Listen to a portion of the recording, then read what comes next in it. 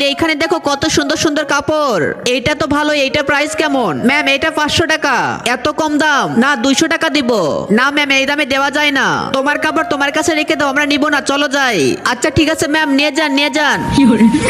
ঠিক আছে ম্যাম এই নিন। দেখো এটা কিন্তু অনেক সুন্দর লাগতেছে। প্রিন্স তোমার দিনকাল এত খারাপ যাচ্ছে, তোমাকে কিনা রাস্তার ধার থেকে কাপড় কিনতে হচ্ছে। আর দেখো আমার বয়ফ্রেন্ড অনেক টাকার মালিক, আর কালকে তো বড় লোকদের একটা টিম আপ আছে, আর টিম আপে তো আমরাও যাচ্ছি। আচ্ছা টিম আপে দেখা হবে, আমরাও যাব।